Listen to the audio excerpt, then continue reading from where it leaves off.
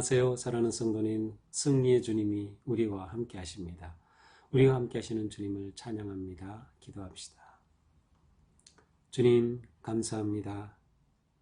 우리에게 참 소망이 되어 주셔서 어떠한 환경, 어떤 상황에서도 주님을 바라보며 용기를 얻고 희망을 가지고 또 모든 일을 넉넉히 이겨낼 수 있도록 그렇게 저희들을 품으시고 인도하시고 사랑하여 주시는 주님, 오늘도 주님의 그 은혜 안에서 저희들의 삶이 말씀을 따르는 거룩한 삶 되게 하여 주시옵소서.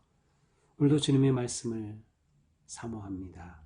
주님, 저에게 들려주시는 주님의 음성을 잘 깨닫게 하여 주시며 언제나 주님의 말씀으로 인해서 기쁘고 복된 저희들 되게 하여 주시옵소서.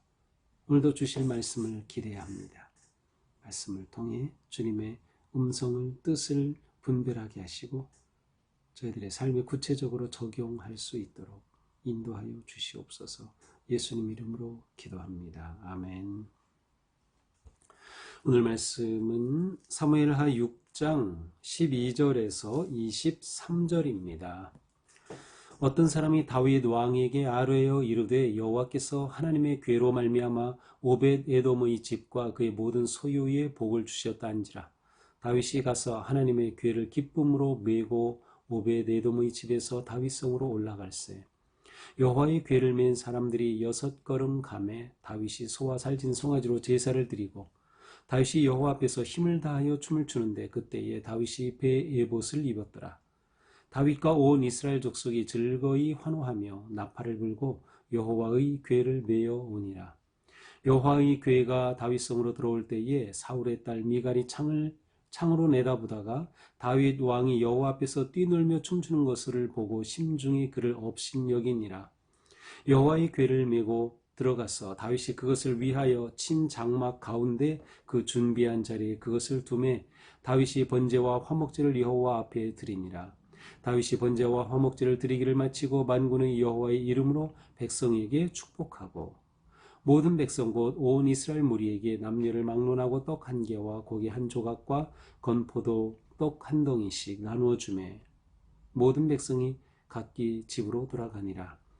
다윗이 자기의 가족에게 축복하러 돌아오매 사울의 딸 미갈이 나와서 다윗을 맞으며 이르되 이스라엘 왕이 오늘 어떻게 영화로우신지 방탕한 자가 염치 없이 자기의 몸을 드러내는 것처럼 오늘 그의 신복의 계집종 눈앞에서 몸을 드러내셨도다 하니 다윗이 미갈에게 이르되 너는 이는 여호와 앞에서 한 것이니라. 그가 네 아버지와 그의 온 집을 버리시고 나를 택하사 나를 여호와의 백성 이스라엘의 주권자로 삼으셨으니 내가 여호와 앞에서 뛰놀리라.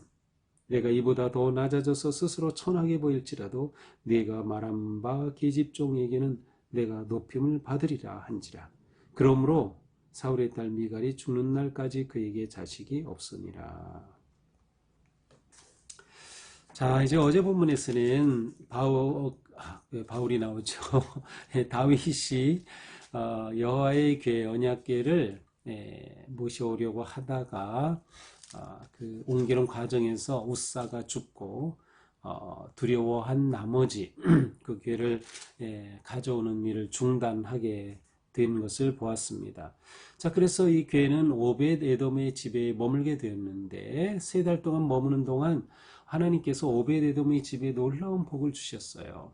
그 복이 구체적으로 무엇인지는 알 수 없으나 이 당시의 상황으로 본다면 아주 농사가 엄청 잘 됐든지 과일이 정말 풍성하게 나왔든지 소출이 많든지 어쨌든 놀라운 복을 주셨어요.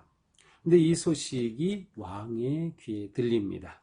그러자 다윗은 이 소식을 듣고서 이것은 언약궤를 모시는 것이 하나님이 기뻐하시는 것이구나 라는 그러한 하나님의 뜻으로 생각하게 됩니다. 그렇죠. 여호와의 궤가 머무는 3달 동안에 하나님의 엄청난 은혜를 베풀어 주셨으니 여호와의 궤가 머무는 것이 하나님의 뜻이구나. 그래서 다윗은 여호와의 궤를 다시금 다윗의 궁으로 예루살렘으로 모셔오기로 작정하게 되죠. 자, 다윗은 하나님의 궤를 기쁨으로 메고 왔어요. 이번에는 이 말씀은 무엇을 의미합니까? 하나님의 규례대로 했다. 하나님의 말씀에 그대로 하나님이 주신 그 말씀대로 행했다는 것을 알 수 있어요. 저번에는 어떻게 보면 그 당시 최고의 기술인 새로 만든 그러한 수레에 태워가지고 소가 끌고 이렇게 오다가 일이 벌어졌는데, 이번에는 제사장들이, 레위인들이 어깨에 메고서 이제 여호와의 궤를 이동하게 되는 것입니다. 자, 이렇게 메고 오베데돔의 집에서 다윗성으로 올라갑니다. 자, 여호와의 궤가 다윗성으로 들어온다. 굉장히 상징적인 의미가 있죠. 여호와 하나님께서 다윗의 왕위를 인정해 주신다. 하나님께서 기뻐하시는 왕이시다라는 것을 보여주기도 하고요. 다윗은 하나님이 세우신 왕이다라는 것을 보여주기도 합니다. 더 나아가서 궤가 들어왔다고 하는 것은 이제 이스라엘이 다시금 하나님 앞에 회복되는 겁니다. 제사가 회복이 되는 거예요. 예배가 회복이 되는 것이죠. 하나님의 영광이 이제 이스라엘 가운데 계신다고 하는 의미도 드러나게 됩니다. 모든 이스라엘이 이제는 여호와의 궤가 예루살렘 다윗성에 준비된 장막에 놓이게 되면서 모든 지파가 연합하게 되는 거죠. 이 궤를 중심으로. 그래서 여호와의 궤를 모셔왔다고 하는 것은 너무도 중요한 일이었습니다. 자, 이렇게 다윗성으로 이제 올라가려고 하는데 13절에 여호와의 궤를 맨 사람들이 6걸음을 가매 다윗이 소와 살진 송아지로 제사를 드리고, 자, 여호와의 궤를 메고 출발할 때 출발 예배를 드린 거예요. 그래서 출발하는 예배, 다윗이 제사를 드렸습니다. 어떻게? 소와 살진 송아지로 제사를 드립니다. 자, 14절 다윗이 여호와 앞에서 힘을 다하여 춤을 췄는데, 이제 이 궤가 다윗성으로 들어오니 다윗은 얼마나 기쁩니까? 그래서 춤을 춥니다. 그런데 그냥 추는 게 아니에요. 힘을 다해 춥니다. 힘을 다해 춤을 춘다고 하는 것은 다윗의 이 춤이 얼마나 진지하고 헌신된 엄숙한 춤인가 하는 것을 보여주는 거예요. 이렇게 춤을 추니, 원래 이제 춤을 춘다는 것은 빙글빙글 돈다라는 의미의 단어입니다. 다윗이 춤을 추면 다윗만 했을까요? 아마도 함께 가는 사람들이 같이 이렇게 춤추지 않았을까? 아마 그럴 가능성이 더 커 보입니다. 다윗만 혼자 대표로 춤을 춘 게 아니에요. 그리고 춤추는 것은 예정되고 계획했던 게 아니기 때문이죠. 자, 이렇게 춤을 추면서 가는데, 다윗이 이때 에봇을 입었다. 에봇은 이제 보통 일반인이 입는 에봇, 의복입니다. 있고 제사장 에봇이 있죠. 근데 여기서 에봇을 입었다라는 그런 것으로 봐서 이제 뒤에 다윗이 제사를 드리고 백성들을 축복하는 장면이 나와요. 아마 이것을 보면 이것이 어떤 그 제사장이 입는 에봇과 같은 그런 의미를 지닌 에봇이라는 것을 알 수 있어요. 자, 이렇게 춤을 추는데, 에봇은 그냥 위에서 아래로 늘어뜨린 치마와 같은 것이고, 이렇게 이 뒤가 패여져 있죠. 그러니 다윗이 춤을 추니까 다윗의 몸이 그냥 다 보이는 것입니다. 그런데 이러한 모습을 16절에 보니까 사울의 딸 미갈, 원래 다윗의 아내였죠. 그리고 이 미갈을 북이스라엘 유다의 왕이 되었을 때 다윗이 보내달라고 요청을 해서 이스보셋에게 말해서 미갈이 이제 이거 헤브론으로 왔다가 예루살렘으로 온 거죠. 그런데 여기에서 미갈이 다윗이 들어오는, 언약궤가 들어오는 그 행렬을 창에서 내려보다가 다윗이 춤추는 것을 보았어요. 그러면서 그것을 보는 순간 어떻게 됐습니까? 심중에 그를 업신여기니라. 저기 무슨 짓거리야? 저렇게 창피하게 살이 다 드러내 보이게 춤을 추고 하면서 미갈이 다윗을 얕잡아 보게 된 거예요. 자, 17절 여호와의 궤를 메고 들어가서 다윗이 그것을 위하여 친 장막 가운데 준비한 자리에 그것을 둡니다. 자, 여호와의 궤를 잘 이제 안치합니다. 그리고 나서 번제와 화목제를 여호와 앞에 드렸어요. 이것은 도착 예배죠. 출발할 때 제사, 또 도착해서 제사를 드렸어요. 번제를 드렸다라는 것은 완전히 하나님께 온전한 무조건적인 헌신입니다. 번제는 다 태워서 드리기 때문에 완전히 헌신하고 드림을 나타냅니다. 이것은 하나님과의 언약 관계를 드러내죠. 그래서 번제를 통해 하나님의 언약 백성임을, 또 다윗은 하나님과 하나님이 기름 부어 세우신 언약의 왕임을 드러내는 것입니다.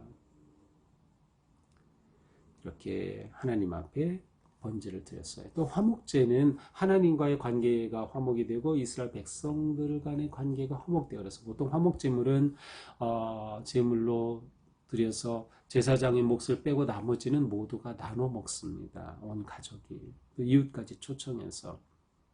이런 의미를 살려서 다윗은 이렇게 번제와 화목제를 드린 후에 백성들을 축복하지요. 만군의 여호와의 이름으로 백성에게 축복합니다. 예, 왕이 백성들을 축복하는 아주 아름다운 모습이에요.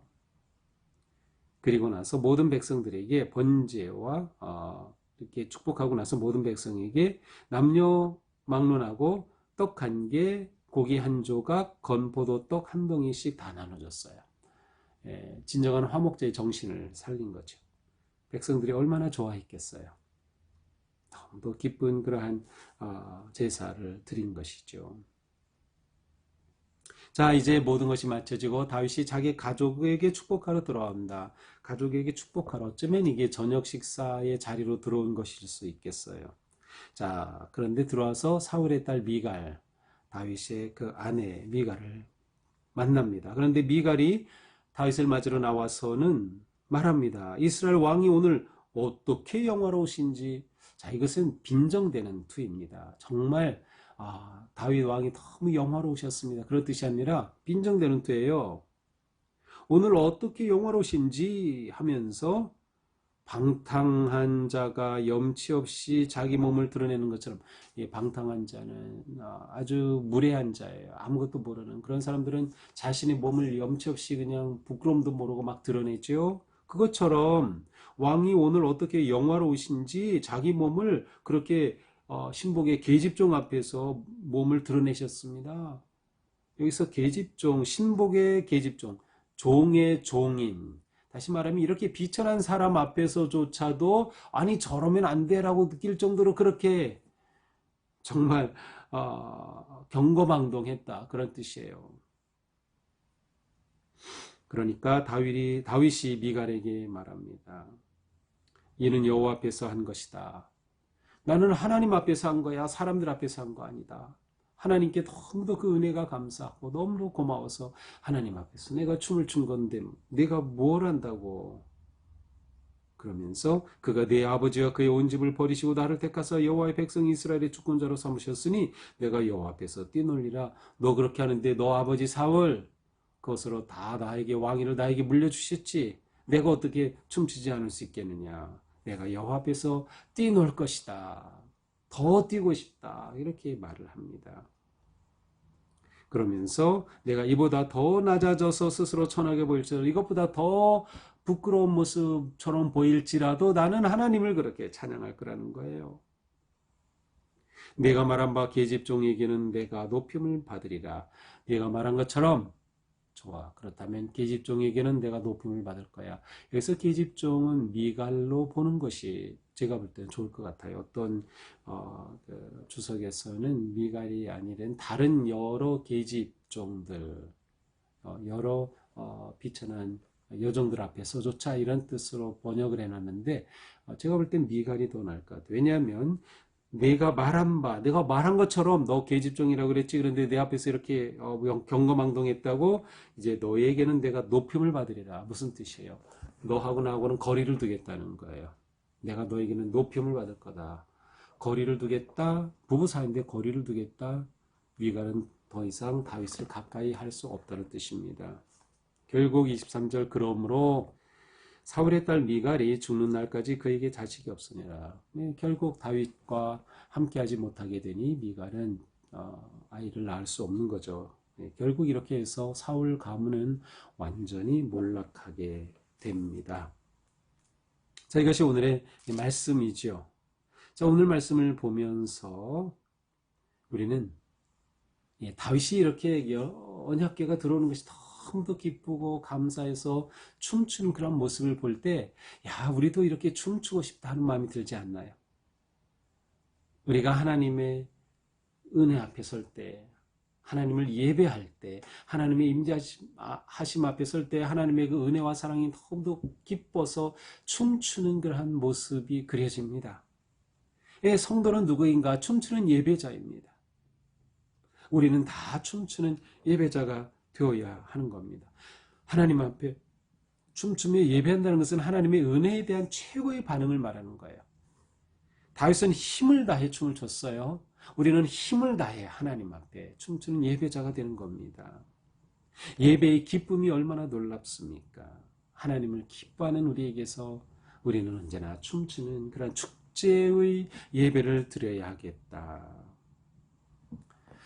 그러나 미갈과 같이 구경꾼, 방관자가 되면 안 됩니다. 미갈은 이 영광스럽고 복된 순간에 창에서 내려다보면서 그냥 구경꾼이 되고 말았어요. 우리의 예배에서 가장 문제는 예배의 구경꾼이 되는 겁니다. 예배의 구경꾼이 되면 안 돼요. 구경하게 되면 어떻게 합니까? 비판하고 정죄하고 비난합니다. 미갈의 모습과 똑같이 돼요. 예배뿐만인가요? 사역도 마찬가지. 사역을 할 때도 내가 직접 참여하고 기쁨으로 함께하면 무슨 일이 있든지 우리가 어떻게 더 잘할 수 있을까? 바로 나갈까? 그렇게 생각하죠. 그러나 거기서 빠져버리면, 구경꾼이 돼버리면 다 비난할 것밖에 안 보여요. 그리고 정죄하고 비난하면서 자기는 밖으로 빠져있죠.